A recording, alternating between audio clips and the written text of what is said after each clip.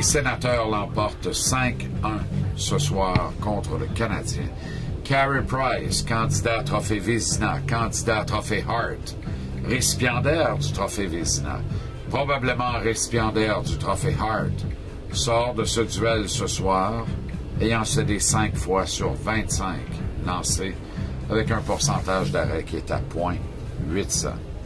Son opposant Craig Anderson continue ce soir de jouer dans la tête du Canadien.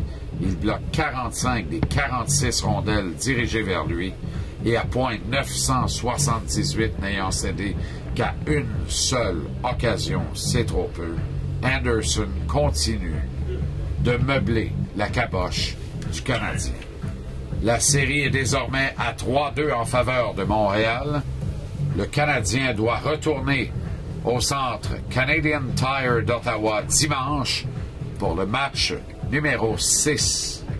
Et pour la première fois de la série, l'écart final d'un match se situe au-delà du petit but traditionnel. Bien au-delà, que dis-je, 4 buts d'écart. Brasse camarade en fin de match, Brandon Prost. Trop peu, trop tard. Darde Craig Anderson qui réplique de 4-5 coups de hache. La mêlée s'ensuivit. Quelques expulsions. Y aura-t-il suspension? Are you kidding me, Stéphane Quintal? Pas du tout. Et tout le monde sera de retour pour le match numéro 6, dimanche soir à Ottawa.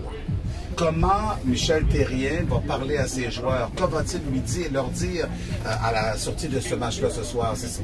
Et toi, selon toi, qu'est-ce qu'il va leur dire? C'est inquiétant, là. C'est inquiétant parce que j'ai vu un Michel ce soir se questionner derrière le banc et ne pas agir.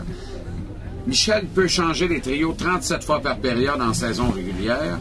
Il l'a fait à 3-4 reprises en 5 matchs seulement depuis le début des séries. Ce soir, rien n'allait. Sauf qu'on lançait au filet, on lançait au filet, on lançait au filet. Oui, presque une cinquantaine. Oui, mais pas d'autorité. Pas d'autorité.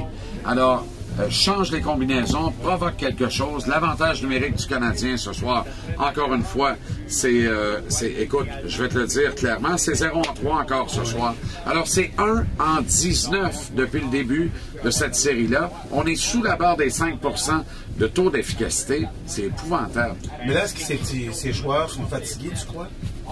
Parce que le moral des troupes est très important. Oui, oui. Ce match-là, ce soir, était crucial. À mon sens, le Canadien devait en finir avec les Sénateurs ce soir. C'est ce que tu avais prédit, d'ailleurs. Je t'ai entendu cet après-midi en parler. Exact. Parce que là, tu retournes à Ottawa. Ça va être le délire dimanche. Territoire hostile. Hostile, s'il en est un. Ça va être le délire dimanche. Et les Sénateurs, en gagnant, créent l'égalité dans cette série à 3-3. Ils l'ont fait tellement souvent cette saison. C'est un club qui refuse de mourir. Mais on a sous-estimé les Sénateurs d'Ottawa, selon toi, Jean-Charles? Probablement à 3-0, oui.